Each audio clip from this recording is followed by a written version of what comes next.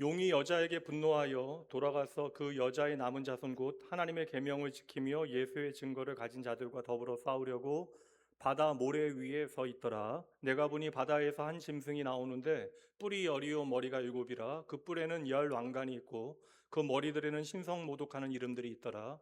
내가 본 짐승은 표범과 비슷하고 그 발은 곰의 발 같고 그 입은 사자의 입 같은데 용이 자기의 능력과 보좌와 큰 권세를 그에게 주었더라.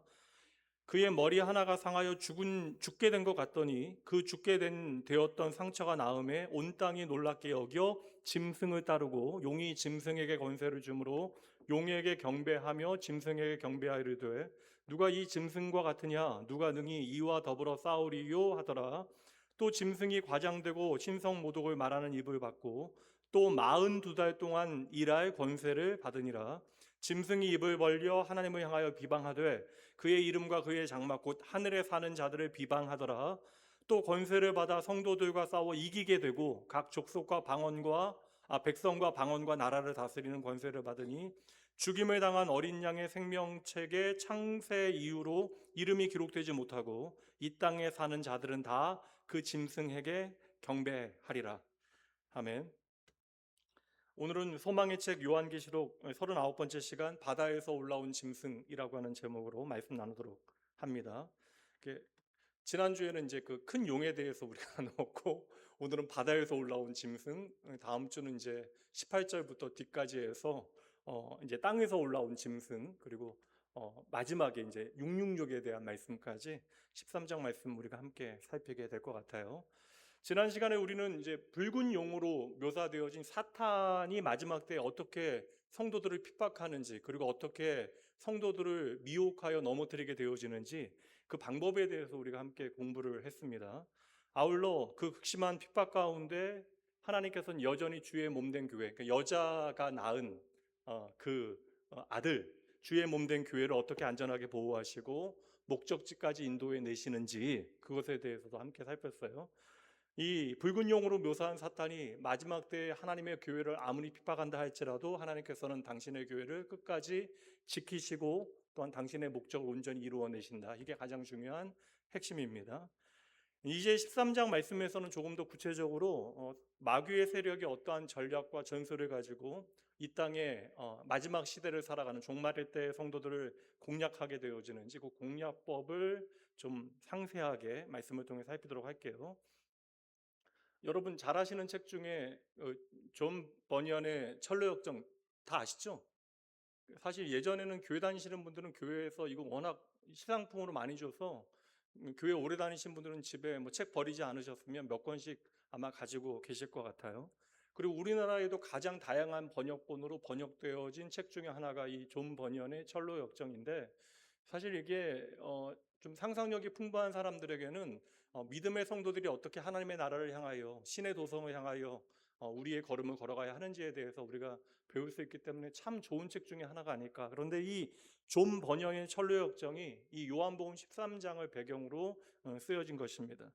그러니 당장 우리가 눈으로 보기에는 뭐 짐승들 나오고 막 육육 나오고 무섭게 보여지지만 믿음의 백성들이 마지막 때를 어떻게 우리가 신앙생활 해야 하는지, 어떻게 이 영적 전쟁에서 승리할 수 있는지에 대한 그 믿음의 싸움의 아주 정수가 아주 친절하게 요약되어져 있는 말씀이 바로 요한계시록 13장. 그래서 저는 요한계시록 12장, 13장, 14장이 너무나 중요한 말씀이다라고 생각을 해요.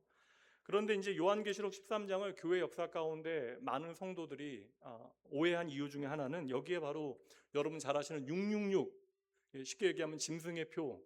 이게 사실 뭐 헐리우드에서는 이것을 가지고 영화도 많이 만들었잖아요. 그래서 성도들이 그냥 막연하게 666 하면 그 숫자 자체로 되게 두려워하는 그러한 것들이 있는데 18절 말씀에 이제 666이 나와요. 이제 666이 나오기 전에 이제 바다에서 올라온 짐승, 또 땅에서 올라오는 짐승, 그리고 큰 용이 그들에게 권세를 주는 이야기, 마지막 때에 성도들과 이 큰 용으로 말미암는 바다에서 올라온 짐승, 땅에서 올라온 짐승과 전쟁을 벌이는 이야기가 13장 말씀에 이제 기록되어져 있어요. 그래서 한국 교회가 하나님의 은혜 가운데 전 세계 선교 역사 가운데 말할 수 없는 놀라운 은혜를 경험하게 되어졌잖아요. 그래서 단 여러분 이게 반세기 만에 한국 교회는요 엄청난 비약적인 성장을, 그리고 주의 몸된 교회를 이 땅에 세우는 일들을 감당하게 되어집니다. 그런데 이제 사실 극단적인 세대주의가, 그러니까 미국의 아주 극단적인 소수의 신학적 경향이었던, 사실 뭐 엄밀히 말하면 좀 잘못된 그런 신학적 해석들이 한국 교회에 영향을 미치게 되어졌고요. 특별히 이제 6, 70년대에 한국 교회가 그로 인하여 많이 좀 이렇게 영향을 받게 되어집니다. 물론 뭐 건강하게 교회들이 세워져 왔지만 그 영향이 아마 제 생각에는 80년대까지도 계속 되어진 것 같아요. 그래서 어, 그 당시에 이렇게 휴거나 666에 관한 영화들도 만들어져서 이제 그거 주일학교에도 보여주면 안 되는데, 저는 어떻게 봤는지 모르겠는데 주일학교 때 유년부 다닐 때 그거 봐가지고 며칠 밤을 전설의 고향보다 더 무서워가지고 그거 보고 밤잠 자지 못하고 막 그랬던 기억이 있거든요. 그래서 이제 뭐 당시에 666이나 뭐 휴거에 대한 이야기, 뭐 당시에는 바코드에 대한 이야기. 그래서 당시에 이제 영향받으신 선생님들 중에 저도 이제 저희 그 선생님 한 분이, 이렇게 교회 선생님 한 분이 바코드 찍힌 거 이제 너희들 절대 먹으면 안 되고 나중에 몸에 바코드 받으면 안 된다. 근데 이 바코드라는 거 사실 그게 아닌데, 그 당시에는 그래서 이거 바코드만 있는 거 먹어도 큰일 나는 거죠. 왜냐하면 당시에 처음으로 이제 80년대 초반에 바코드가 찍힌 상품들이 나오기 시작했기 때문입니다. 굉장히 시끄러웠어요. 당시에. 그리고 또 이렇게 교회 목회자들도 이 부분에 대한 제대로 된 어떠한 건강한 신학적인 경향을 갖지 못해서 개혁 신학을 공부하고도 그 해석의 한계를 이제 아주 그 극단적인 세대주의의 한계를 뛰어넘지 못했던 목회자들도 있었다. 또 그를 통해서 한국 교회가 상당히 좀 부정적인 영향을 받은 것도 사실이다. 물론 저는 이제는 이제 생각하고 믿기는, 그러한 인간의 어떤 오류와 한계가 있다 하더라도 하나님께서는 당신의 진리의 말씀을 성령 하나님을 통하여 교정하시고 오류를 고쳐가시기 때문에 오늘과 같이 그래도 건강한 하나님의 교회가 바른 신학 위에 세워지게 되어진 것이죠. 지금도 여러분 제 주위에 그 당시에 영향을 받았던 분들로 말미암는 어떤 세대주의자들, 그리고 그릇된 이단의 가르침, 예언 사역, 그런 것들 때문에 666의 어떤 실체를 왜곡하여 두려워하지 않아도 될 것을 좀 두려워하면서 살아가는 불쌍하고 안타까운 이들이 있다. 목회자들 중에도 그런 분들이 계셔서, 얼마 전에 한국교회 안에도 사실 뭐 아주 극소수이긴 했지만 뭐 전쟁에 대한 이야기와 서울을 떠나지 않으면 이제 미사일이 떨어질 것이다, 뭐 그런 이야기 나와서 서울을 떠난 교회들도 있고 했거든요. 사진 하나 보여드릴게요. 명동 가면 여러분 좀 보시는, 이분 되게 오래된 분이거든요. 저도 뭐 꽤 오래 봤습니다. 명동에 있는 극장, 명동극장 앞에 서서 보통 전도하시고 이제 다니면서 도망 전도하시는 분인데, 이분은 이제 뭐 666이나 백신 맞으면 이제 큰일 나는 것처럼 이제 그런 음모론을 가지고 전도하시는 분인데, 이게 여기만 있는 게 아니라 저 전주에서도 한옥마을에서도 본 적이 있고 이제 곳곳에 좀. 근데 사실 그 성도들의 열정은 사실 진심인데, 문제는 이제 이것이 성경적 진리와 얼마나 이렇게 맞지 않은가, 이건 우리가 좀 면밀히 살필 필요가 있는 것이죠. 그러니까 아무리 열심을 내도, 내가 아무리 하나님을 사랑한다 이야기할지라도 내가 사랑하는 하나님을 향한 열정이 성경의 진리와 맞닿아 있지 않으면 이것에 대해서는 우리가 좀 엄밀하게 따지고 생각해 볼 필요가 있다라는 거예요. 그래서 제가 이제 몇 주간에 걸쳐서 차근차근 이제 구약과 신약 안에서 최선을 다하여 이 부분에 대해 여러분들에게 좀 풀어서 설명을 드릴 테니까, 사실 교회 오래 다니신 분들은 사실 한국 교회가 워낙 좀 세대주의의 영향을 많이 받았기 때문에 그런 좀 아직도 이해를 가지고 계신 분들이 계실 수 있어요. 그러나 제가 하여튼 뭐 오랫동안 준비하고 생각하고 고민한 내용들, 또 개혁신앙에서 정리한 부분들을 최선을 다해 여러분들에게 좀 설명을 드릴 터이니까 잘못된 지식이 있다면 반드시 잘 정리해 내시기 바랍니다. 그리고 궁금증이 있으면 교육자들에게 물으셔도 되고요. 또 그래도 풀리지 아니하시면 저에게 찾아오셔서 물으셔도 상관없습니다. 그러면 이제 13장을 이해하기 위해서는 12장의 마지막 절을 우리가 먼저 살펴야 되는데, 12장의 마지막 절 함께 보도록 하죠. 여러분 읽어주세요. 시작.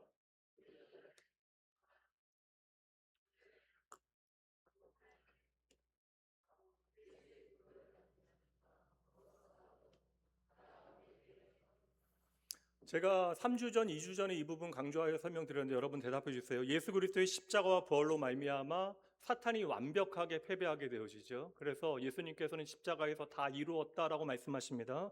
그럼 예수님의 십자가와 부활을 통하여 하늘에서 쫓겨난 사탄이 이제 사탄이 그, 여자가 낳은 아이를 이제 핍박하기 위하여, 죽이기 위하여 애를 쓰게 되어지는데, 그렇다면 그 여자가 낳은 아이, 그러니까 무엇이죠?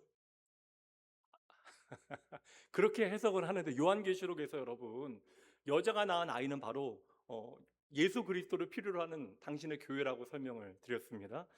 이거 다시 설명을 해야 되나? 그래서 이제 교회를 끝까지 핍박하다가 하나님의 보호하심으로 말미암아 교회를 지키신 하나님의 보호하심으로 말미암아 실패하게 되어지자 이제 마지막 총력을 다하여 마지막 전쟁을 치르기 위하여 일전을 불사하는 모습으로 이제 바다 위에 바다 모래 위에 이 바다라고 하는 이미지는 제가 말씀드렸던 이 바다라고 하는 것은 그 히브리 문학 안에서는 죽음을 상징하는 거예요. 그래서 말씀드렸다시피 어두운 그 깊은 바다가 그 유리 바다와 같이 변하는 그 장면이 이게 사실 하나님의 나라가 승리한 장면으로 이제 요한계시록 마지막에서 그려지고 있거든요. 그리고 이런 상징들을 우리가 좀 제대로 이해하는 것은 참 중요합니다. 그래서 12장 마지막에서 모래 바다 위에 교회를 핍박하는 사탄의 세력이 그 붉은 큰 용이 서게 되어지는 거예요. 근데 이 장면은 사실 요한계시록 20장 이게 시간적 순서가 아니잖아요, 상징이. 그래서 요한계시록 20장 7절 말씀해 보면 용이 천년의 시간이 지나서 잠시 풀려나는 모습 이걸 다 세대주의로 해석을 하니까 천년왕국이라고 하는 개념도 이제 시간적 개념으로만 해석하게 되어지는 거예요. 천이라고 하는 숫자 자체가 영원한 시간을 우리에게 말해주고 있는 것이거든요. 그래서 이게 요한계시록 20장에 등장하는 이게 용이 천년간 이렇게 묶여 있다가 풀려나는 그래서 마지막 전쟁을 벌이는 그 장면과 오늘 본문의 내용이 연결되어진다 그렇게 이해를 하시면 돼요. 그래서 사탄은 마지막 총력을 다하여 이미 이제 패배한 전쟁이지만 그냥 그대로 있을 수 없어서 이제 교회를 핍박하게 되어지고 여기서 이제 결국에는 사탄의 그 세력들이 마지막 끝장을 보게 되어져요. 완전히 망하게 되어집니다. 그게 이제 20장 말씀의 마지막에 등장하고 21장에서 그래서 새 하늘과 새 땅이 임하는 것 우리가 그리스도의 어린 양 예수 그리스도의 신부로 우리가 서게 되어지는 그 장면을 혼인잔치를 우리에게 그려주는 것 여기까지가 이제 요한계시록의 이야기라고 생각을 하시면 돼요. 그래서 오늘 먼저 12장 17절부터 말씀 읽었는데 우리는 이제 주의 몸된 교회를 향하여 사탄의 핍박이 점점 더 거세어지다가 마지막 일전으로 그 사탄의 세력이 완전히 멸망하게 되어질 것이라고 하는 영적 전쟁의 양상을 이미 우리는 알고 있는 거예요. 그러니까 우리가 이 전쟁이 당장 우리에게 두렵게 느껴지지만 이 전쟁은 누가 승리하는 전쟁입니까? 하나님의 교회가 승리하는 전쟁이다. 예수 그리스도께서 이미 승리하신 전쟁이다. 이것을 여러분 기억하시면 됩니다. 그러니 우리 사랑하는 나온교회 성도 여러분과 오늘 특별히 이제 유초동부 여름 성경학교를 위한 교사 헌신 예배니까 유초동부 교사 여러분들 우리가 착각하지 말아야 돼요. 세상이 날로 좋아질수록 제가 이제 막연한 좀 나름 제 안에 있는 낭만적인 소망들이 있었던 것 같아요. 그래도 우리가 이렇게 하나님의 형상이 오늘 이번에 보니까 주제가 하나님의 형상 그리고 믿음의 항해 같은데 근데 우리가 아무리 깨어졌다 할지라도 우리가 선한 양심을 가지고 이렇게 이 시대를 향한 하나님의 뜻을 온전히 좀 믿음의 백성들이 살아내면 이 땅이 그래도 좀 그래도 보다 살기 좋은 곳이 되어지지 않을까 그런 막연한 좀 기대가 있었거든요. 그래서 그리스도인들이 좀 힘을 가지고 문화를 좀 변혁하는 시대를 변혁하는 좀 삶을 살면 좋겠다. 이건 뭐 당연히 우리가 그래야 되지만 그러니까 우리가 막연하게 이 세상이 우리가 원하는 모양으로 조금 더 좋아질 것이다 라고 하는 그런 기대를 접어야 한다는 것이죠. 그러니까 사실 얼마나 이 시대는 발전을 했습니까? 지금 사실 윤리라고 하는 거 이게 사실 신학 안에서도 이제 뭐 미국의 대표적인 학교들이 있는데 그런 학교들의 그 신학뿐만 아니라 윤리 같은 것도 너무 세밀해지고 아주 막 이론적으로 아주 뭐 잘 공교하게 세워졌거든요. 그런데 그 뭐 이게 사실 윤리부터 문화, 뭐 과학 모든 것들이 발달하잖아요. 그러니까 기술의 발달은 사실 말도 못할 정도입니다. 예상치 못한 이게 AI라고 하는 이게 교육 모델 자체가 이제 뭐 바뀌게 되어지면서 이게 사실 전혀 다른 양상을 갖게 됐잖아요. 그래서 이제 앞으로 얼마나 살기 편해질지 이게 주님 오시기 때가 언제인지 모르겠지만 뭐 이게 5년 후에 뭐 10년 후에 우리 집에서 이제 일하게 되어지는 뭐 그런 뭐 어떤 그런 이렇게 로봇들 그런 거 충분히 상상할 수 있는 우리가 시대를 맞이하게 되어졌잖아요. 그러니 앞으로 이 시대는 어떻게 될지 모릅니다. 노동이라고 하는 거, 또 생산이라고 하는 거, 이게 사실 인간의 노동력이 생산을 위해서 유효하게 사용되어지지 못하는 시대가 벌써 됐잖아요. 그렇게 되어지는 시대 가운데 이 분배라고 하는 것이 지금의 시장의 기준을 가지고 과연 가능할 것인가? 저는 이건 말도 안 되는 일이거든요. 누구나 예견할 수 있는 일입니다. 이렇게 기술은 발전하고 사실 세상은 조금 더 먹고 살기 좋은 세대가 되어졌는데 마음이 고장나고 아픈 사람들은 갈수록 많아지고 있고요. 그리고 영적으로 세상은 조금 더 악해질 것이고, 그러니 우리 유초등부 아이들이 맞이하게 되어질, 살아가게 되어질 그리스도인으로 하나님의 형상을 내 삶에 비추어내고 정체성을 지키며 살아가기는 조금 더 어려운 시대를 맞이하게 되어지지 않을까. 도리어 5, 60년대를 살아갔던 우리 믿음의 선배들보다는 훨씬 더 믿음의 가치와 자신의 그런 정체성을 지켜내기에 참으로 힘든 시대를 우리 아이들은 살아가게 되어질 것입니다. 그 배경이잖아요. 오늘 12장 17절 말씀처럼 사탄이 다음 세대를 향하여 이제 마지막 총공세를 하기 위하여 지금 바닷가에 모래사장 위에 그들이 서 있는 것입니다. 그러니 여러분 생각해 보세요. 이게 교사가 참 쉽지는 않습니다. 그런데 이 교사라고 하는 사명을 우리가 적당히 감당할 수 있을 것인가? 저도 이제 교사잖아요. 여러분들에게 말씀을 가르치는 일을 제가 적당히 해서 되는 일일까? 그냥 자리를 지키는 것으로만 우리가 만족하면 될까? 충분하다 생각할 수 있을까? 무엇보다 교사 되어진 모든 사람들의 그 중심이 바로 서 있어야 하는 것이고, 어느 시대보다 하나님의 전신갑주로 무장해야 하는 때가 바로 이때가 아닌가라는 생각이 들어요. 왜냐하면 오늘 말씀처럼 이것은 최후의 전쟁이 되어지는 것이고, 여러분 우리 아이들의 생명이 달려있는 문제이기 때문에 그러합니다. 이제 13장 말씀으로 넘어가 보도록 하겠습니다. 여기서 요한은 최후의 전쟁을 치러야 할 교회를 향하여 용으로 그려지는 사탄의 대리자, 이제 두 존재가 등장해요. 두 짐승이 이제 등장하는데, 오늘 말씀에서는 이제 이 두 짐승 중에 이제 바다에서 올라오는 짐승, 이제 내일은 다음 주에는 땅에서 올라오는 짐승, 자세하게 그림을 그려주고 있는데 1절과 2절 말씀을 우리가 살피게 되어지면 이들의 정체와 실상을 우리가 보게 되어집니다. 1절과 2절 보도록 할게요. 여러분 심심하시죠? 함께 읽죠. 시작.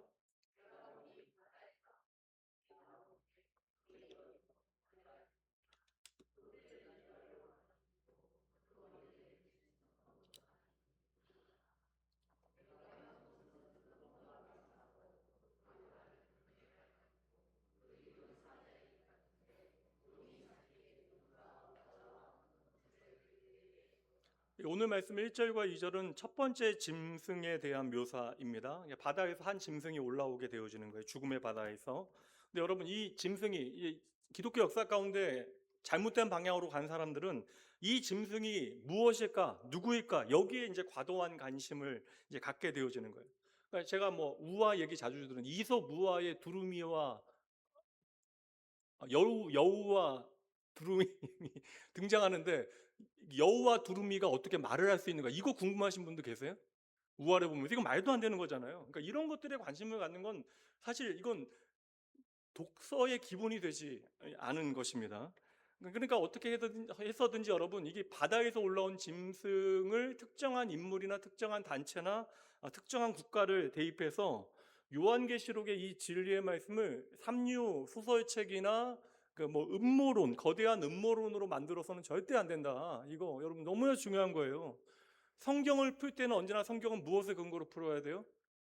성경은 성경으로 풀어야 된다. 이건 너무나 중요한 거 아닙니까? 그래서 성경은 언제든지 성경으로 풀어야 되는 거예요. 그러니까 우리가 막연한 어떠한 경험이나 우리의 감정이나 느낌이나 추측이나 임의로 풀게 되어지면 언제나 하나님의 진리의 말씀은 우리 안에서 너무나 쉽게 왜곡되어지는 것이죠. 그러면 이 짐승에 대한 오늘 1절과 2절 말씀하는 이 짐승에 대한 묘사가 성경 다른 곳에 나온다면 그것과 연결해서 생각할 수 있겠어요, 없겠어요? 있어요. 그래요. 그러니까 오늘 이 짐승의 묘사가 구약 성경의 다니엘서에 나오거든요. 다니엘서 7장 말씀에 이 짐승의 모양을 지금 가지고 오늘 말씀을 그리고 있는 것인데, 그럼 이렇게 생각할 수 있습니다. 그럼 요한이 이 이야기를 만들어낸 것일까? 그거 아니죠, 여러분. 하나님께서 요한에게 환상을 보여주셨는데, 하나님께서 요한에게 환상을 보여주실 때 요한이 이해할 수 있는 방식으로, 그러니까 요한이 제대로 인식할 수 있는 방식으로 그의 배경 안에서 그의 지식 안에서 이것을 해석할 수 있도록 하나님께서는 구약의 다니엘서에 등장하는 짐승을 통하여 오늘 요한계시록의 이 짐승을 그려서 보여주고 계시는 거예요.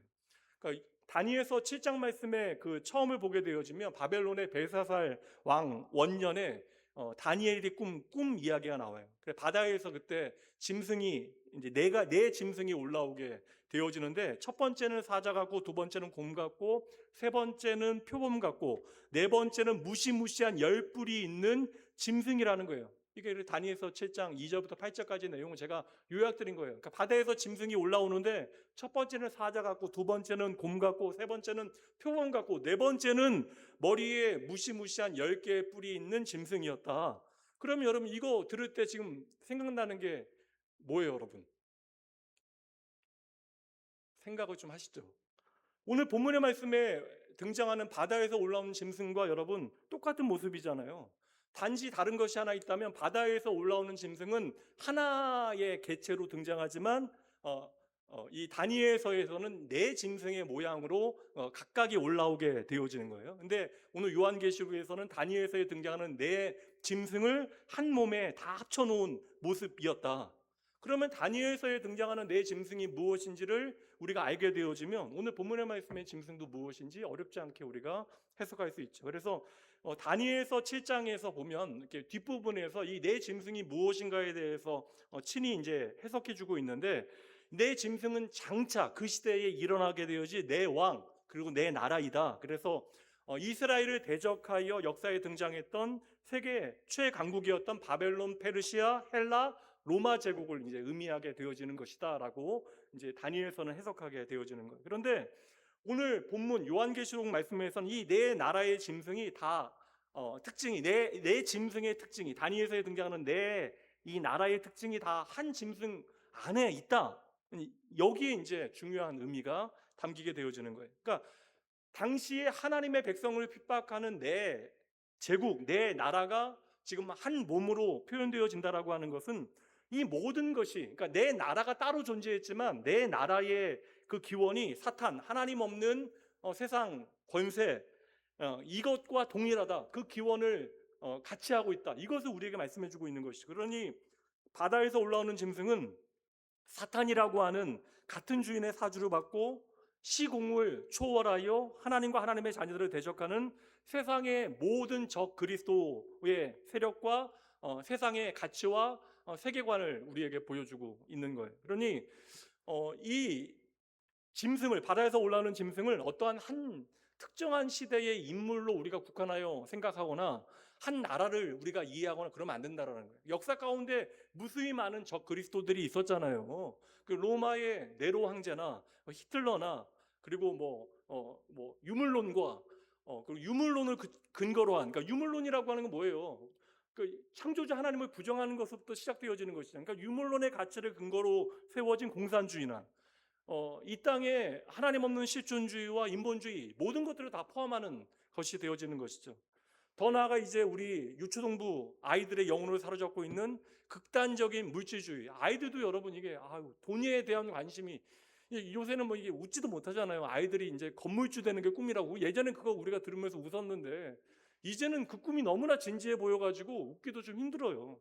이러한 극단적인 물질주의나 성공지상주의나 극단적인 개인주의나 그래서 여러분 교회 공동체도 사실 교회 공동체로 그러니까 안식일을 오늘 오전에 말씀드린 것처럼 모든 하나님의 백성들이 하나님의 회복을 함께 하나님의 몸된 공동체에서 경험하고 고백하는 날이 하나님의 안식의 개념이고 이것이 우리가 안식일의 의미가 담겨지는 주일의 의미가 되어지는 것인데 이 모든 것들이 깨어진 시대를 우리는 살아가게 되어진 것입니다. 이제 그리고 여러분 이미 여러분 21세기가 들어오면서 그 어떤 철학적인 거대 담론은 불가능한 시대가 되어진 것입니다. 제 이야기가 아니에요. 이제 아예 그러한 논의 자체가 이제 불가능한 시대. 그래서 어떤 윤리도요. 뭐 예전에 칸트나 뭐 그런 뭐 쉽게 얘기하면 거대 담론이 가능한 어떠한 구조 안에서 우리가 이해할 수 있는 시대가 아니라 상황에 따라 전혀 다른 윤리적 기준을 제시해야만 하는 그러한 시대를 우리가 살아가게 되어진 것입니다. 그러한 철학과 사조와 시대 정신 모든 것들이 다 오늘 본문의 말씀에 바다에서 올라온 짐승을 보여주고 있는 것이다. 그것은 결국 하나님을 대적하는 적그리스도 사단의 그 모든 그러한 쉽게 하면 의도가 그 모든 것에 다양한 모양으로 드러나게 되어지는 것이다. 그러니 여러분이 이 바다에서 올라오는 짐승이 특정한 인물이라고 해석을 하거나 나라라고 국한하는 것은 너무나 가난하고 얄팍한 성경 해석이 되어지는 것이죠.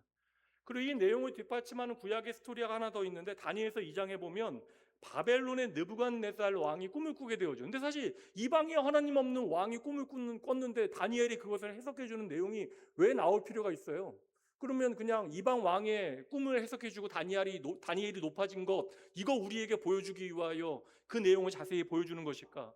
하나님 없는 그 이방의 왕 결국 하나님의 저주 가운데 버림받게 되어지는 그 이방의 하나님 없는 왕의 꿈을 해석하는 것이 성경에 왜 자세히 기록되어져 있는가? 근데 왕이 꿈을 꾸게 되어지는데 신상에 대한 거대한 신상에 대한 꿈을 꾸잖아요. 다리는 금으로 되어 있고 가슴과 팔은 은, 배와 허벅지는 놋, 그리고 다리는 철로 되어진 거대한 신상이 보였는데 갑자기 여러분 뜨인 돌 하나가 날라와서 그 신상을 흔적도 없이 그 거대한 신상을 깨트리는 박살내는 그러한 꿈을 꾸게 되어지는 것이죠. 그래서 다니엘이 이때 해석할 때에 이 네 부분이 각각 바벨론과 페르시아와 헬라와 로마라고 해석하게 되어져요. 그리고 이 꿈은 여러분 느부갓네살을 향하여 주어지는 것이 아니라 바벨론의 포로로 사로잡혀간 그러니까 땅을 잃게 되어진 성전이 무너져 버린 하나님의 백성들에게 계시의 말씀으로 주어지기 위하여 바벨론 이방 왕의 꿈을 통하여 하나님께서 어떻게 그들을 회복하실 것인가에 대한 약속의 말씀이 담겨져 있는 거예요. 그러니까 이방이 하나님 없는 왕을 통해서도 하나님께서는 하나님의 선하신 뜻을 나타내실 수 있다. 이 땅의 주인이 하나님이시다. 이걸 우리에게 보여주기 위하여 등장하고 있는 꿈이 바로 바벨론 느부갓네살 왕의 꿈이 되어지는 것입니다. 그래서 앞으로 너희는 이 내 세상에 일어나는 내 제국을 통하여 끊임없이 억압과 핍박을 받게 되어지겠지만 결국 산에서 뜨인 돌이신 예수 그리스도로 말미암아 모든 대적들은 다 무너지게 되어질 것이고 그때 하나님의 나라가 세워질 것이다. 이게 요한계시록의 마지막 결론 아닙니까? 이것을 우리에게 보여주고 있는 거예요. 그 당장 하나님의 백성들이 오늘 징계받고 고난받는 것처럼 보여지지만 하나님께서는 이 모든 징계를 통해서도 하나님께서 회초리를 드셔서 때리시는 게 목적이 아니라 그 징계를 통해서 하나님의 백성들을 어떻게 하시겠다고요? 거룩하게 하시겠다라는 거예요. 하나님의 백성들을 양육하시겠다라는 것입니다. 그를 위하여 잠시 대적들의 손에 붙여 놓으신 것이다. 그러나 내가 너희를 결코 버린 것이 아니다. 이제 하나님의 백성들이 정금과 같이 나오게 되어질 때 느부갓네살로 상징되어지는 하나님 없는 모든 세력들은 끝장나게 되어진다. 이게 여러분 가장 중요한 메시지예요. 그래서 제가 예전에 말씀드린 대로 요한계시록을 제가 처음 공부할 때 그 초등학교 꼬맹이가 요한계시록은 예수님이 다 이긴다라는 메시지다. 이거 너무나 중요한 하나님의 목소리로 제가 들은 것이죠. 그 말을. 결국 요한계시록은 예수 그리스도께서 승리하신다. 하나님의 나라는 반드시 우리 가운데 임한다. 이 꿈을 우리에게 하나님께서 보여주신 다양한 이야기들이 성경의 역사 가운데 등장하고 있는 거예요. 그것 때문에 느부갓네살 왕의 꿈도 등장하는 것이고 벨사살 왕 때의 바벨론 다니엘이 그러한 꿈을 꾸게 되어지는 거예요. 그러니까 다니엘은 바벨론의 느부갓네살 왕을 위하여 지금 꿈을 해석하고 있는 것이 아닙니다. 여기서도 이제 내 나라가 이제 거대한 신상 하나로 등장하거든요. 그러니까 내 나라가 따로따로 존재하는 역사상 시기에 따라 따로따로 존재하는 나라들이지만 결국 거대한 신상 하나를 이루고 있잖아요. 결론적으로 이야기하자면 오늘 바다에서 올라온 짐승은 사탄으로부터 적 그리스도로부터 능력과 권세와 보좌의 그 권을 받아 그러니까 능력과 보좌와 큰 권세를 받아 이 땅에서 하나님을 대적하는 모든 사탄의 대리자들 하나님 없는 세상의 모든 가치들 이것들은 의미하게 되어지는 것이다. 그래서 2절 말씀의 후반절 이제 2절의 마지막 부분에 보면 그들은요 이 바다에서 올라온 짐승은 엄청난 권세를 가지고 교회를 핍박하기 시작하고요. 그 다음 내용들도 그러한 내용들이 펼쳐지게 되어지는 거예요. 그런데 이어지는 3절 말씀에 보면 아주 이제 기이한 묘사가 나오는데 이미 큰 용에 대한 말씀을 통해서 우리가 지난주에 살펴본 내용들이에요. 이제 이 기이한 묘사를 한번 여러분 읽어주세요. 3절입니다. 시작.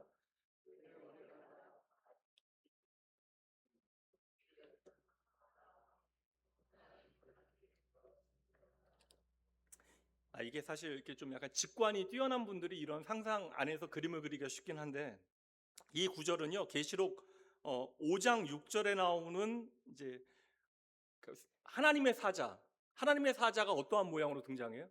계시록 5장에서 일찍이 죽임당하신 피 흘리는 어린 양으로 등장하잖아요.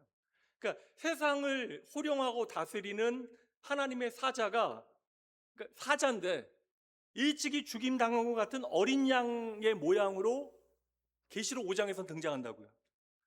지금 이 3장, 이 3절, 이 13장 3절 말씀이 바로 이 예수 그리스도, 죽임당하신 예수 그리스도에 대한 저는 완벽한 패러디라고 생각을 하는 거예요. 그래서 하나님의 사자가 피 흘리는 일찍이 죽임당한 어린 양이다. 이거 계속해서 여러분들이 강조했죠. 이거 이해해야 십자가가 무엇인지 우리가 이해가 되어지는 거예요. 그러니까 지금 바다에서 올라온 짐승은 지금 철저하게 누구를 흉내내고 있는 거예요? 예수 그리스도를 흉내내고 있는 거예요. 그러니까 마귀는 여러분 창조의 능력이 있어요, 없어요? 없어요. 그러니까 마귀가 할 수 있는 건 무엇입니까? 항상 하나님을요 흉내내는 거예요. 하나님을 카피하는 것입니다. 그래서 비슷하게 하나님을 흉내내어서 성도들을 미혹하는 거예요. 속이는 일을 하게 되어지는 것입니다. 그래서 여러분 재밌는 게 뭐냐면 지금 이 바다에서 올라온 짐승, 땅에서 올라온 짐승에게 권세를 주는 존재가 있어요. 무엇입니까? 앞에 등장하는 큰 용이에요, 여러분. 이런 거 얘기하는 게 큰 용이 먼저 와가지고 큰 용이 바다에서 올라오는 짐승과 땅에서 올라오는 짐승에게 능력과 권세와 보좌를 주었다라고 이야기하고 있어요. 이것은 여러분 앞서 3장 말씀에 교회를 지키시는 분이 누구예요? 예수 그리스도이시잖아요. 그러니까 하나님 아버지께서 예수 그리스도에게 이 땅의 모든 권세를 위임하신 것을 그대로 지금 따라하고 있는 거예요. 흉내내고 있는 것입니다. 그러니까 당장 여러분 초대교회 안에서도 이런저런 음모론들이 교회 안에 있었을 거 아닙니까? 교회가 연약하다 보니까 여러분 그 당시만큼 이단이 많았던 시대가 없어요. 그러니까 말시온으로부터 시작해서 영지주의자들 수많은 여러분 이단들이 초대교회에 일어나게 되어죠. 그러니까 이단이 많이 일어났는데 놀라운 게 뭐냐면 이단들이 막 일어나서 교회를 핍박하게 만들고 교회 안에서 막 분탕질을 치게 되어져요. 그런데 그때에 하나님께서요 교회를요 일치하게 하시는 일들을 시작해요. 그래서 그때부터 신학을 이제 공부하고 가르치는 일들을 하게 되어지고요. 그 교리 공부를 하고 신앙 고백을 가능하게 만들고 성경을 함께 보고 그 전까지만 해도 그냥 우리가 하나님의 은혜 가운데 피 묻은 예수 그리스도의 증인들이 들려주는 예수님에 대한 이야기 듣고 은혜 받고 그랬는데 이제 교인을 온전히 하나님의 진리 안에 지키기 위해서 성경을 정경으로 이렇게 만들어내는 그런 작업들과 교리를 공부하고 가르치는 일들에 대해서 관심을 갖게 되어지는 거예요. 그러니까 교회가 이 진리를 수호하기 위한 노력들을 이제 하게 되어졌다라는 것이죠. 그래서 용이 짐승에게 권세와 능력과 보좌를 주었다라는 것도 바로 하나님 아버지께서 예수 그리스도에게 모든 권세를 위임하신 것을 그대로 흉내내고 있는 것입니다. 그러니까 초대교회 당시에 이 말씀을 들을 때마다 초대교회에 어떠한 이제 설화가 있었냐면요, 네로가 교회를 너무나 핍박을 하니까 그 당시에 여러분 말도 안 되는 핍박을 교회가 받게 되어지잖아요. 비참한 지경에 성도들이 처하게 되어지니까 이러한 말씀을 듣게 되어질 때에 이제 그 당시에 이제 네로가 부활하게 되어질 것이다. 그러니까 네로가 부활하게 되어질 때 동방의 군대를 이렇게 일으키게 되어질 것이다. 그런 이제 루머가 막 이제 교회 안에도 이제 돌기 시작했던 거예요. 그래서 사도 요한은 당시에 교인들이 자신들의 삶의 자리에서 체감할 수 있는 그 두려움과 공포를 통해서 교회를 핍박하는 이 땅의 모든 권력과 세력의 그 후방에는 사탄이 있다. 그것을 지금 폭로하고 있는 것입니다. 그런 여러분, 예수님 당시에는 네로, 이제 예수님 이후로 바로 이제 네로 시대나 그리고 여러분 그 히틀러 시대 이것으로 짐승들의 활동이 끝나는 것이 아니다. 오늘날에는 여러분 이게 사실 이데올로기의 시대는 좀 지나가고 있잖아요. 그래서 파시즘이나 공산주의를 뛰어넘어서 우리 유초등부 아이들을 쉽게 얘기하면 넘어뜨리고 그들의 영혼을 마비시키는 앞에 말씀드렸던 과학 만능주의. 요즘 아이들 인터넷 자료 찾아서 안티크리스찬 그런 주장들, 그러니까 하나님 없는 것처럼 보이는 그 모든 그런 깨어진 조각들을 가지고 선생님들에게 질문해 가지고 선생님도 대답 못하게 하는 일들 막 벌어지잖아요. 초등학교 애들도 이런 거 다 하잖아요, 요새는. 게다가 이제 이 물질주의, 사실 이게 아이들도 이게 돈이 전부다라고 믿게 되어지면 이게 돈이냐 하나님이냐 할 때 하나님이다 아이들 대답하지 못하죠. 그 세상의 어떤 세속적인 하나님 없는 유행과 문화라고 하는 새로운 짐승의 모양으로, 이 짐승의 모양 어찌 보면 네로나 히틀러보다 훨씬 더 무서운 것이 아닐까, 그런 생각도 저는 해봅니다. 이거 여러분 피할 수 있겠습니까? 이거 안 돼요, 여러분. 우리 아이들의 손에서 핸드폰 뺏는 게 가능해요, 여러분? 핸드폰이란 말 아니 스마트폰 뺏는 게 가능합니까? 그러니까 무조건 피할 수 없는 일이에요. 그러니까 우리 아이들이 이 모든 것들을 건강하게 분별하고 해석할 수 있도록 가르치는 일이 우리들이 해야 되는 일이에요. 그러니까 이게 얼마나 중요한 일입니까, 여러분? 그렇다면 여러분, 이 역사를 통해 이미 다 드러나게 되어진 이 바다 짐승들의 공통적인 특징과 그들이 하는 미혹의 핵심이 무엇인가? 이거 우리가 좀 봐야죠. 다니엘서 2장에서 이 거대한 신상, 거대한 하나님의 백성들을 핍박하는 이 신상을 부수게 되어지는 게 뭐예요? 산 위에서 날라오는 사람의 손이 닿지 않은 뜨인 돌. 그러니까 사람이 던진 게 아니잖아요. 이 산으로부터 날라오는 이 뜨인 돌이 이 거대한 신상을 무너뜨리게 되어집니다. 근데 사실 이 환상은 여러분 잘 보셔야 되는 게 그 창세기 말씀에 11장 말씀이 하나님을 떠난 인류의 결국을 보여줘요. 창세기 11장 말씀에 인간이 흩어지지 말자, 우리끼리 좀 한번 뭉쳐서 잘 살아보자 하고 무엇을 만들어요? 밥을 다 만들잖아요. 하나님 없는 세상을, 하나님 없는 지상 낙원을 만들어 보자. 근데 그렇게 끝나는 것이 아닙니다. 그런데 12장 말씀에 보면 갑자기 한 사람 아브라함이 등장하잖아요. 그래서 아브라함으로부터 시작되어지는 열국이 하나님 앞에 돌아오는 새로운 하나님의 이야기가 12장 말씀에서 시작되는 거예요. 바벨론 사건의 실패로 끝나는 것이 아니라 하나님께서 한 사람을 통하여 열방이 하나님께 돌아오게 하는 하나님의 창조를 완성하시고 회복하시는 이야기를 이어 가신다라는 거예요. 그래서 하나님 떠난, 그래서 사탄의 손아귀에 살게 되어진 인간들은 끊임없이 하나님 없는 세상을 살아가기 위하여 악착같이 나를 의지하고 스스로 하나님이 되어지고 또 하나님이 되어지기 위하여 그 내 안에 있는 욕망을 숭배하며 살아가게 되어지는 거예요. 이건 여러분 우리에게 주어진 의지의 자유를 가지고 에덴에서 선악을 알게 하는 나무의 열매를 먹은 인류의 욕망과 똑같은 것입니다. 그래서 내 힘으로 무언가를 얻어내고 성을 쌓고 내 능력을 키워서 나를 보호할 수 있는 바벨탑을 좀 높게 한번 쌓아보자. 내가 스스로 나를 지켜보자. 내가 내 인생의 좀 주인이 되어져 보자. 이게 여러분 사탄의 세력의 본질이 되어지는 것입니다. 하나님 없는 세상을 꿈꾸게 만드는 거, 하나님 없이 내 생명을 지키고자 하는 모든 가치와 흐름, 이게 여러분 사탄의 세력의 본질이 되어지는 거예요. 그러니 오늘날 사탄이 우리 유초등부 아이들을 향하여 던지는 메시지도 정확하게 일치하게 되어지는 것이죠. 야, 하나님 안 보이잖아. 하나님 안 보이잖아. 너 하나님보다, 보이지 않는 하나님보다 돈이 훨씬 더 중요해. 돈 벌려면 어떻게 해야 되겠어? 너 공부해야지. 예, 권력을 좀 가져야지. 너 돈 많이 벌어야 대접받을 거 아니냐. 나를 봐라. 강하니까 약한 자들을 누를 수 있잖아. 많은 사람들이 나를 우러보잖아. 그럼 주일날 너가 교회 가고 그러면 되겠냐? 교회 가지 말고 학원 가고 그렇게 열심히 공부해 성공해야지. 무슨 성경학교고 무슨 예배냐. 너가 열심히 돈 많이 벌고 성공해서 이 땅에 너를 자랑할 수 있는 바벨탑을 한번 쌓아봐라. 그래야 너 행복해질 수 있다. 이게 바로 바다에서 올라온 짐승이 이 시대의 모든 그리스도인들, 특별히 이 시대의 시대 정신이 전부인 양 배우고 살아가게 되어질 우리 아이들을 향한 영적 도전이 되어지는 것이, 미혹이 되어지는 것이죠.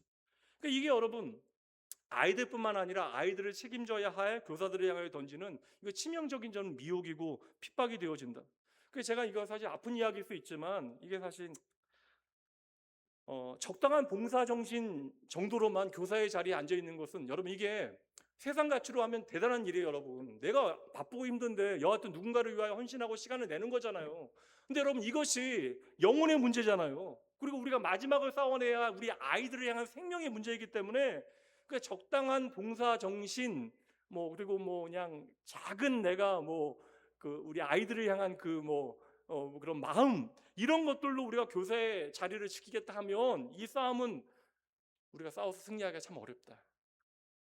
그래서 사명과 열정이 분명하지 않은 교사, 이게 결코 이 거대한 짐승의 미혹으로부터 우리 아이들의 영혼과 그들의 삶을 지켜낼 수 없다라고 저는 생각을 합니다. 교회는요 아이들의 재롱을 이뻐해주고 그냥 아이들 막 귀엽다 이쁘다 사랑스럽다 그리고 아이들에게 간식 나눠주는 어떤 아이들을 돌보고 타가의 사업을 감당하는 것이 아니라 정말 여러분 이 시대는 우는 사자와 같이 우리 아이들을 집어삼키려고 하는 사탄의 입에서 우리 아이들의 영혼을 좀 빼내야 하는 그러한 치열한 영적 전쟁의 현장이 되어주는 것입니다. 그래서 교사는 그냥 대충 적당히 감당할 수 있는 자리가 아니다라는 것도 여러분 사실이에요. 그래서 여러분, 이 영적 전쟁은 우리의 어떠한 능력만으로, 우리의 헌신만으로 감당할 수 있는 것이 절대 아니다. 나의 힘만으로 어찌할 수 있는 문제가 아니다. 이것은 나의 힘과 나의 자원과 나의 백그라운드를 가지고 할 수 있는 일이 아니라 오직 하나님의 은혜를 의지하여 그분의 뜻에 순종하는 그 일을 통하여 우리 아이들에게 삶으로 증명해내고 가르치는 교사들이 필요하다. 이를 위하여 주의 몸된 교회는 한 마음으로 우리 아이들을 위하여 헌신하여야 한다. 그래서 여러분, 교사들이 은혜 받아야 돼요. 사실 제가 뭐 이런저런 얘기는 하고 싶은 게 많은데, 교사들이 은혜 받지 않으면, 교사들이 성령 충만하지 않으면요, 교사의 자리도 때우는 자리가 되어질 수밖에 없습니다. 근데 나만 때우는 것이 아니라 우리 아이들의 영혼에 도움이 되지 않는 일이 되어지는 것이죠. 그러니까 교사 여러분들도 마음을 새롭게 해서 여러분 거듭 여러분의 영혼을 위하여 애를 쓰셔야 돼요. 그래야 우리 아이들에게 나눠줄 수 있는 것, 내가 삶으로 증명할 수 있는 생명의 이야기들이 있는 것입니다. 앞으로 우리가 정말 맞이하게 되어지는 시대는 내가 나도 책임지지 못하는 어려운 시대를 맞이하게 되어지잖아요. 과거에 우리가 이야기하는 물질주의, 과학 문명주의, 이것과는 비교할 수 없는 어떠한 엄청난 여러분 시대적 흐름들을 우리는 맞이하게 되어질 것입니다. 그리고 그러한 무서운 짐승들은 우리뿐만 아니라 우리의 다음 세대들을 미혹하는 것뿐만 아니라 그들을 끊임없이 짓밟기 위하여, 그러니까 복음의 가치를 살아내지 못하게 만들기 위하여 애를 쓰게 되어질 것이에요. 오늘 말씀, 그래서 우리가 보면 바다에서 짐승이 올라오고 모든 권세를 받게 되어지고, 이어지는 이제 5절부터 7절 말씀을 보면 그 짐승은요 1260일, 이거 이미 42달 여러분들에게 다 설명드렸잖아요. 그러니까 42달 동안에 교회를 짓밟힐 권세를 받게 되어지고, 심지어 겉으로 보기에는 성도들과 싸워서 그 짐승이 어떻게 하는 것처럼 보이더라? 이기는 것처럼 보이더라. 이게 오늘 말씀 저희가 읽은 마지막 말씀이잖아요. 이거 충격적인 말씀 아닙니까? 근데 이게 참 재밌는 게 뭐냐면 앞에서도 42다 나왔잖아요. 두 증인 이야기 나올 때. 기억하세요, 여러분? 기억한다고 하세요. 그때 여러분 42달 동안 교회가 핍박당하고 두 증인, 이 두 선지자가 핍박당하고 죽임당하는 것처럼 보이지만 그들은 죽임당하지 않았다라는 거예요. 그 42달 동안 그들이 핍박당하는 것처럼 이게 보이지만 그들은 결국 승리하였다라고 선언하는 것이 앞의 내용 아닙니까? 그러니까 당장 저와 여러분은 이 짐승에게 짓밟히고 우리가 지는 것처럼 보여진다. 11장 말씀에 보면 길거리에서 죽임당하잖아요. 두 증인이. 그래서 하나님 없는 그 동네 사람들이, 그 시민들이 그들의 죽음을 다 즐거워해요. 복음의 가치를 이야기하는 사람들 때문에 내 마음이 불편했는데 그들이 보이지 않으니까 속 시원해합니다. 선물을 교환하게 되어져요. 그만큼 여러분, 이 시대에 주의 몸된 교회의 현실은 초라하고 비참해 보일 수 있다. 그런데 여러분, 11장 말씀의 결론은 무엇이에요? 두 증인이 바로 오늘날 주의 몸된 교회 그리고 성도들인데, 그들이 어떻게 이겼다라고 이야기해요. 죽기까지 자기의 생명을 아끼지 않는 것을 통하여 그들이 이겼다. 그러니까 죽기까지 자기의 생명을 아끼지 않고 싸우는 것을 통하여 그들이 결국 이기게 되어졌다. 그러니까 이게 재밌는 게 뭐냐면 11장 말씀에서는 42달 동안 하나님께서 보호하셔서 우리가 죽기까지 싸워 승리하게 되어지고, 그러니까 예수 그리스도와 함께 왕노릇하게 되어졌다. 근데 그 다음 주에 왕노릇이 우리가 얘기하는 세상의 왕노릇과 다르다. 근데 오늘날 이야기하는 근본주의자들은 세상의 왕노릇과 똑같다라는 거예요. 교회 다니는 사람들이 세상에 성공하고 돈 많이 모아야 된다는 거예요. 돈 많이 모으고 권력 모아서 우리가 세상을 좀 뒤집어 보자라고 이야기합니다. 성경에 어디에 그러한 진리가 있습니까? 도리어 교회는요, 세상 가운데 핍박당하는 것처럼 보이는데 세상의 힘과는 다른 예수 그리스도의 십자가의 가치를 따라 복음을 위하여 살아가는 그것 동안에 내가 죽어지는 그것을 통하여 생명을 살리는 일을 하게 되어진다. 그래서 여러분, 11장 말씀에서는 42달 동안 보호받으며 왕노릇하게 되어진다라고 이야기하고 있고, 오늘 본문의 말씀에서는 짓밟히고 지는 것처럼 보여진다. 앞뒤가 안 맞잖아요. 이게 요한계시록이 우리에게 보여주고 있는, 끊임없이 증명하고 있는 위대한 역설이에요. 성도들은요, 이 땅에서 하나님의 나라의 가치를 살아가기 때문에 때로는 핍박받는 것처럼, 그리고 손해보는 것처럼, 그리고 약한 자처럼 보여진다라는 거예요. 때로는 우리가 실패한 자들처럼, 도망가는 자들처럼 초라하게 보이지만 예수 그리스도의 십자가를 따르는 그 복음의 삶이 사탄을 박살내는 진짜 이기는 삶이 되어짐을 여러분 믿으셔야 합니다. 이렇게 살아야 된다는 거예요, 여러분. 우리가 지금까지 이것을 배운 거예요. 그래서 여러분, 세상을 이기는 하나님의 사자는 뭐라고요? 일찍이 죽임당하신 피 흘리는 어린 양과 같다. 제가 여러분 어릴 때 정말 좋아했던 드라마 하나 있거든요. 여러분 이정길 배우하고 이면식 배우 나왔던 1981년 제가 일부러 찾아봤습니다. 암행어사 여러분 기억하시나요? 기억 안 하세요? 아니 뭐 이러세요 여러분? 암행어사 안 보셨어요? 암행어사 전 너무 좋아했거든요. 지금 같이 OTT 있으면 여러분 저는 이거 빨리 돌려가지고 마지막에 이제 그 암행어사 이거 하나만 보잖아요 우리가. 암행어사 출도 그거 하나 보려고 우리가 그 모든 시간들을 보잖아요. 암행어사 보면 거짓골로 다니잖아요. 무시당하고 막 멸시당하고 막. 근데 여러분 사람들이 무시한다고 암행어사가 진짜 무시당할 수 있어요? 암행어사가 정말 뭐 거짓골로 다닌다고 정말 거짓일 수 있습니까? 주변 사람들이 뭐 조롱한다라고 해서 진짜 암행어사가 나를 조롱한다고 나를 무시한다고 그 자존감에 상처를 입게 되어지고 억울하게 생각하겠습니까? 아니에요 여러분. 왜 암행어사는 그렇게 조롱하고 무시하고 그러는데도 상처받지 않아요? 어려워요 여러분? 암행어사는 알잖아요. 때를 알잖아요. 기한을 알잖아요. 때와 기한이 정해져 있다는 사실을 암행어사는 다 알아요. 언젠가 내가 끄집어낼 날이 반드시 온다. 내가 언젠가 내 보침 속에 있는 마패를 끄집어내는 그 순간 나의 영광스러운 신분이 드러나게 되어지 그때와 기한을 정확하게 암행어사는 알고 있는 것이죠. 오늘 그 기한을 설명하고 있는 거예요. 그 기한이 뭐예요? 성도들에게는, 교회들에게는 42달. 이 42달은 무엇을 말해주는 거예요? 기한을 말하는 것이 아니라 반드시 끝이 있다. 그때가 온다라는 거예요. 하나님께서 그래서 42달 동안 저와 여러분을 생고생시키시는 것이 아니에요. 이게 광야를 통해 우리가 계속해서 배우고 있잖아요. 광야 40년은 여러분 우리가 하나님께 원망했다가 우리를 생고생시키시는 시간이 아니에요. 하나님은 그런 하나님이 아니십니다. 하나님께서 광야 40년 동안 그들을 얼마나 세밀하게 보호하시고 지키셨는가에 대해서 우리는 알고 있잖아요.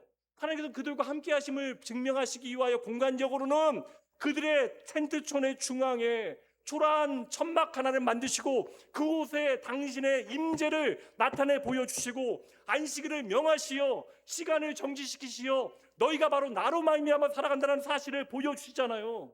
그러니 여러분 이 42달의 이 시기는 생고생하는 시간이 아니라 하나님께서 당신의 거룩한 목적을 위하여 이 사탄을 42달 동안 철저하게 하나님의 도구로 사용하시는 그러한 기간입니다.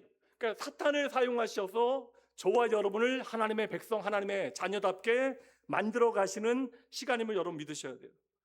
욥기를 보시면 여러분 사탄이 온갖 수단으로 욥을 두들겨 패고 고통을 주게 되어지잖아요. 이거 여러분 이게 사실 세상의 실존의 가치로만 이야기하면 절대 이해하지 못하는 거예요. 욥과 같은 고난을 받는 것을 원하는 사람이 누가 있겠어요? 근데 이 땅의 모든 고통은 여러분 죄의 결과입니다. 그러니까 사탄이 하나님 앞에 참소하여 더 이상 제가 사탄이 하나님 앞에 참소할 수 없다. 예수 그리스도로 말미암아 우리는 죄인으로 정죄당할 수 없다라고 제가 지난주 말씀드렸어요. 근데 욥을 그렇게 두들겨 패고 고통을 주었지만 결론적으로 욥은 그렇게 두들겨 맞는 시간을 통해 어떻게 되어져요? 마지막에 천군과 같은 구원의 완성을 경험하게 되잖아요. 내가 하나님에 대하여 귀로만 들었는데 이제는 어떻게 된다고요? 눈으로 봅니다. 비지오데이 하나님을 내가 경험하고 하나님을 고백할 수 있는 그 아름다운 신앙의 자리로 나아가게 되어지잖아요. 근데 여러분 욥기 처음은요 사탄이 등장한다고. 그런데 욥기의 마지막에 욥이 하나님으로부터 복을 받게 되어질 때 하나님과 친밀하게 교제하게 되어질 때 그 많은 이야기 가운데 단 한 존재가 소리 소문 없게 사라지게 되어졌으니 그게 무엇입니까? 사탄이잖아요. 욥기의 마지막에 그냥 사라진 존재 사탄이잖아요. 언급도 안 하잖아요. 이 드라마 같으면 이거 여러분 개연성 떨어져요. 마지막에 잠깐이라도 보여줘야 되는데 하나님은 언급할 존재, 언급할 가치조차도 없다라고 그 사탄의 존재 자체를 그냥 아예 지워버리신 거예요. 그래서 여러분 사탄은 아무리 우리의 삶에 엄청난 일들을 행한다 할지라도 하나님의 백성인 저와 여러분을 거룩하게 빚어가시기 위하여 하나님께서 잠시 사용하시는 도구임을 여러분 믿으셔야 돼요. 어찌 보면 인간적으로 생각해보면 가장 불쌍하고 비참한 존재가 바로 사탄이라는 거예요. 그리고 하나님께서는 살아계신 하나님께서는 사탄조차도 사용하시어 저와 여러분을 하나님의 교회답게 하나님의 백성답게 만드시는 우리의 아버지 되십니다.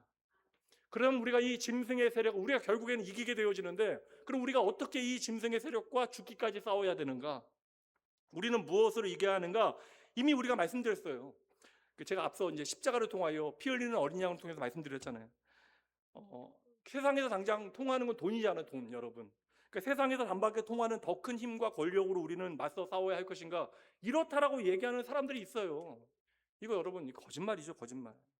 도리어 예수 믿는 사람들, 오전에도 말씀드렸잖아요. 돈과 권력을 가지게 되어지면 이 돈과 권력이라고 하는 힘을 세속적인 가치가 아니라 하나님의 가치, 어린 양의 가치를 따라 어떻게 사용해야 되는가에 대한 진지한 고민이 있어야 돼요. 이 힘을 제대로 사용하지 못하면 그것은 우리에게 축복이 되어지는 것이 아니라 도리어 저주가 되어지는 것입니다. 하나님의 임재를 사라지게 만드는, 여러분, 그러한 저주가 되어질 수 있다는 거예요. 그래서 여러분, 거대한 세상 신상을 일격에 박살내는, 산으로부터 날라오는, 사람의 손으로 날라온 것이 아니라 산으로부터 날라오는 뜨인 돌 하나가 이 신상을 무너뜨리는데, 이 적 그리스도를, 사단을, 짐승의 세력을 무너뜨리는데, 이 뜨인 돌이 무엇인가 성경에서 정확하게 말씀하고 있는 내용들이 있어요. 이사야 53장입니다. 2절과 3절 읽어주세요. 시작.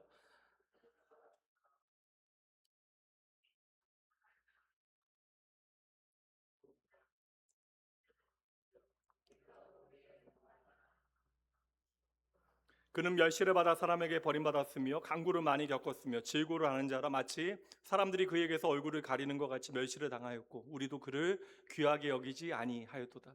이게 복음의 역설이잖아요. 예수 그리스도에 대한 말씀이잖아요. 그리고 그리스도께서 우리 안에 어떻게 당신의 하나님의 구원을 완성하시는가에 대한 내용이잖아요. 근데 예수 그리스도의 모습이 우리의 보기에 아름다워 보여요, 여러분? 세상의 기준으로? 2절 말씀해 보세요, 마지막에. 2절. 마지막에 뭐라고 이야기해요? 우리가 보기에 흠모할 만한 아름다운 것이 없도다. 그러니까 우리가 보기에 흠모할 만한 아름다운, 우리가 좋아할 만한 아름다운 것이 예수 그리스도의 인생에 그 삶이 없었다라는 거예요. 그리고 이제 3절 말씀에 보면 마지막에 보세요. 그래서 뭐라고 이야기합니까? 3절. 뭐라고 이야기해요? 우리도 그를 귀하게 여기지 아니하였다. 여러분, 이 말씀을 읽을 때마다 우리의 마음을 뒤흔들어 놓는 이 복음의 방향이 무엇인지를 여러분 제대로 보셔야 돼요. 제국의 신상, 절대 무너지지 않을 것 같았던 그 제국의 신상을 부순 뜨인 돌, 이것이 바로 누구예요? 예수 그리스도. 그리고 예수 그리스도의 십자가의 가치, 그리고 그분의 삶의 이야기, 이게 여러분 뜨인 돌이 되어지는 거예요. 돈과 권력으로, 세상의 온갖 유혹으로 우리를 넘어뜨리기 위하여 짓밟으려 하는 이 세상의 가치를 향하여 연한순 같고 풍채도 없고 멸시를 당하시고 십자가에서 고난당하신 가장 약하고 순하신 예수 그리스도의 그 삶이, 그 순종의 예수 그리스도의 삶이 도리어 마귀의 머리를 영원히 상하게 했던 승리의 능력이었다. 이게 복음이잖아요. 유초등부 교사 여러분, 그리고 성도 여러분, 이번 여름 성경학교에서 우리 아이들에게 가르쳐야 할 승리의 원리가 바로 이것이 아닐까. 세상은 그냥 흐름을 따라가라, 대세를 따르라, 힘을 키우라, 적당히 타협하며 살아가라 우리에게 요구하지만, 믿음의 사람들은 예수 그리스도의 십자가의 소망을 두고 노라고 말해야 한다는 거예요. 저와 여러분의 안정과 승리는 세상이 만들어 놓은, 높이 쌓아 놓은 바벨탑이 있는 것이 아니라 고난 당하셨으나 부활하신 예수 그리스도의 십자가에 있음을 여러분의 삶으로 증명하는 복된 인생 되어지길, 그리하여 하나님께 인정받는 여러분의 인생의 이야기 되어지길 주님의 이름으로 축복합니다. 이제 말씀을 갈무리 해보도록 할게요.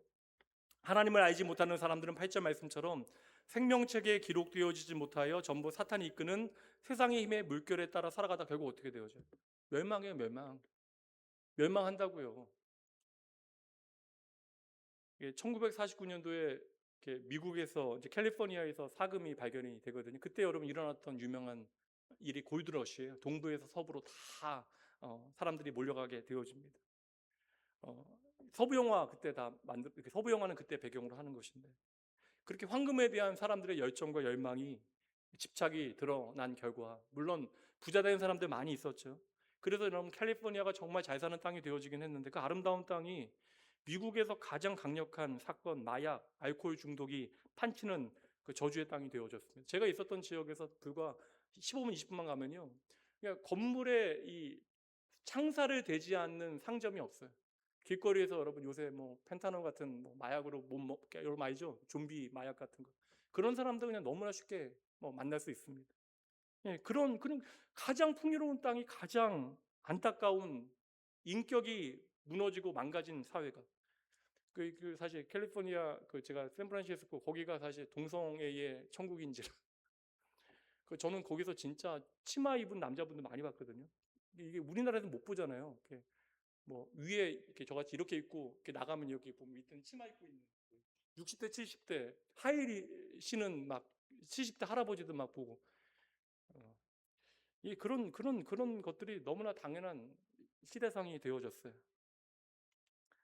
결국 세상의 힘과 보물만을 목적으로 사는 인생의 끝은 오늘 본문의 말씀에서 황폐함과 소외뿐이다. 이것은 결국 모래 위에 세운 집과 같은 것이다. 여러분, 교회는 오직 예수 그리스도의 피 흘린 십자가 위에서만 교회는 세워져야 돼요. 이거 아니면 교회는 존재할 수 없는 것입니다. 도리어 그러니 예수 그리스도의 십자가가 우리의 생명이라고 하는, 제가 질문합니다. 예수 그리스도의 십자가가 우리의 유일한 정체성이고 생명임을 여러분 믿으세요? 그럼 주의 십자가 위에 교회가 세워져야 함을 믿는다면 우리는 세상의 가치를 거스려야 되는 것이, 물질 만능주의의 물결을 거스르고 이 연어가 정말 어찌 보면 알을 낳기 위해서, 생명을 낳기 위해서 상류로 올라가는 일은 너무나 벅찬 일이지만 이렇게 본능 안에서, 생존의 원리 안에서 세상을 거스러 살아가는 일이 성도들의 삶에는 당연히 여러분 어려운 일일 수밖에 없다라는 거예요. 여러분, 이게 교회 다니는 사람들에서 돈 많은 거 잘난 척하면 절대 안 된다. 저는 이거 정말 비극이라고 생각해요. 제가 뭐 이런 비극들을 너무나 많이 봐서 교회에서 돈 정말 잘 쓰는데 내가 돈 쓰는 것만큼 알아주기를 바라는 그런 마음 속에는 있어도 겉으로 정말 드러내면 안 되는데 그 열심히 드러내는 분들 계시거든요. 저는 그런 분들은 돈 많이 안 버셨으면 좋겠어요. 왜냐하면 돈을 쓰면서 망가지게 되니까. 돈이 많아도 여러분, 예수 믿는 사람들은 이 땅의 만족을 위해서 그 돈을 다 쓰지 못해요. 뽐내면서 돈을 쓰지 못해요. 도리어 내가 가진 그 돈을 가지고 주의 몸된 교회와 연약한 자들을 돌보아야 하니까 여러분, 내 인간의 본성을 거스르는 이러한 삶이 얼마나 고단하고 힘든 삶이냐고요. 이거 자체가 어려운 삶이에요. 그러니 여러분, 우리는 세상의 가치 안에서 때로는 그 세상이라고 하는 짐승에 짓밟히는 것처럼 보이는 때가 있다.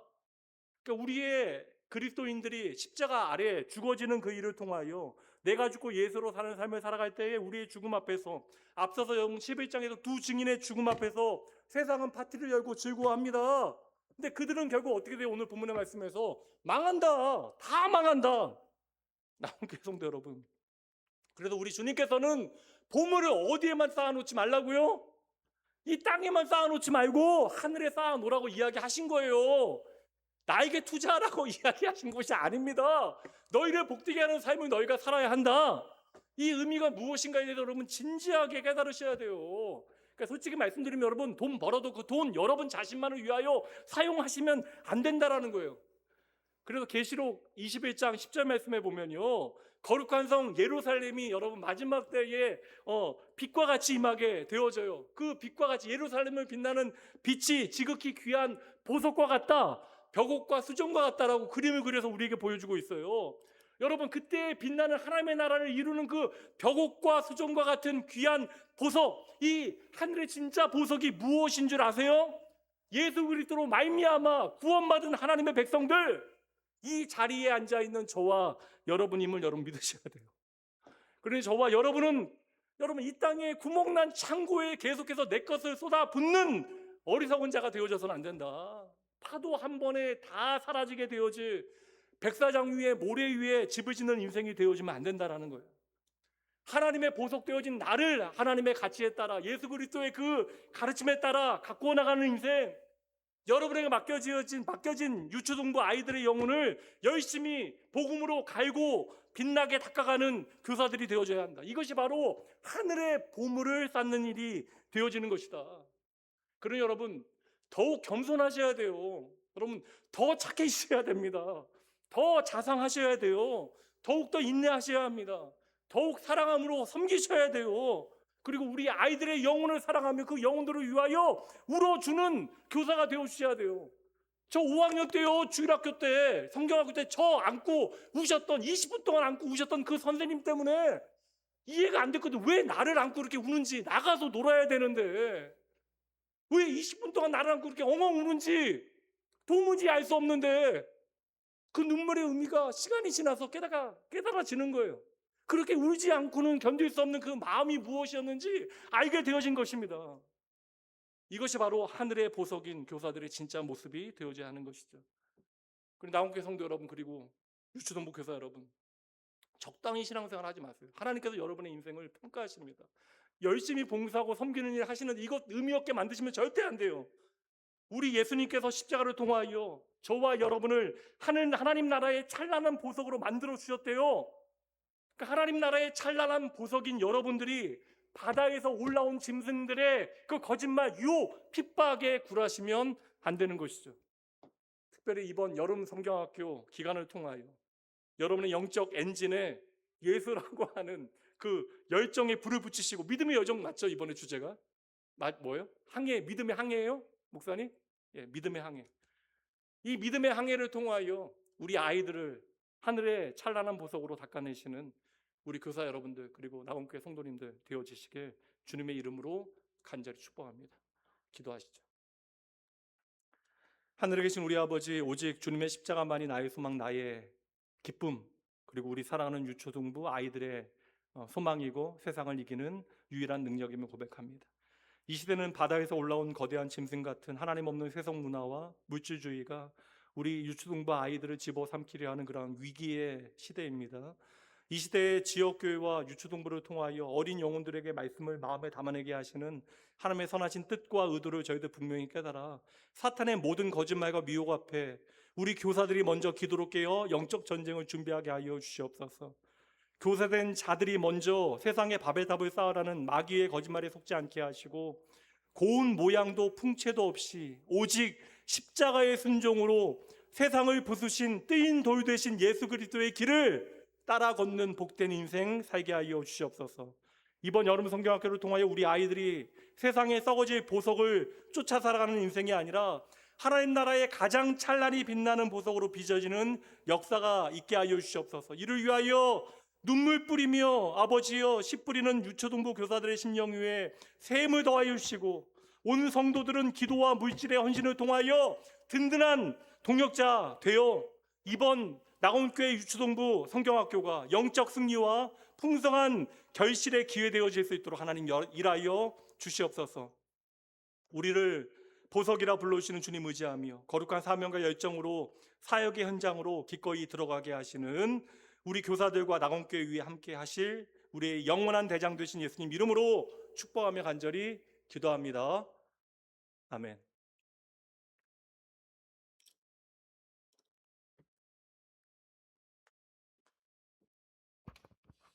찬송 325장 하시면서 헌금 하시겠습니다.